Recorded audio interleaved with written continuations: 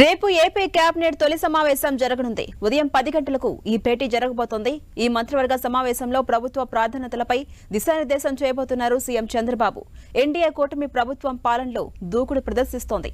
రాష్ట్రానికి ఎంతో కీలకమైన పోలవరం ప్రాజెక్ట్, అమరావతి రాజధానిని సందర్శించిన సీఎం చంద్రబాబు ఇప్పుడు కేబినెట్ భేటీ నిర్వహించేందుకు సిద్ధమయ్యారు. ఎన్నికల్లో ఇచ్చిన హామీల అమలు, రాజధాని, పోలవరం నిర్మాణాలపై కేబినెట్లో కీలక చర్చ జరపబోతున్నారు. అధికారం చేపట్టిన వెంటనే ముఖ్యమంత్రి చేసిన 5 సంతకాలపై ఏపీ కేబినెట్ ఆమోదం తెలపబోతుంది. మెగా డిఎస్సి, పెన్షన్ పెంపుదల, ల్యాండ్ టైటిలింగ్ యాక్ట్తో సహా మరికొన్ని అంశాలపై చర్చించి ఆమోదించబోతోంది ఏపీ కేబినెట్.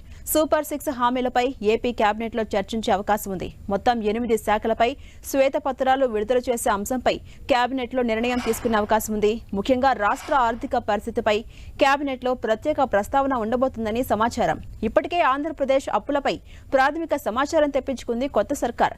14 లక్షల కోట్లకు పైగా ఏపీకి అప్పుల భారం ఉందని ప్రభుత్వానికి సమాచారం అందింది. ఇదిలా ఉంటే గత ప్రభుత్వం జరిగిన అవినీతి వ్యవహారాలపై విచారణ చేపట్టే అంశంపై కూడా కేబినెట్లో కీలక చర్చ చేసే అవకాశం ఉన్నట్టు తెలుస్తోంది.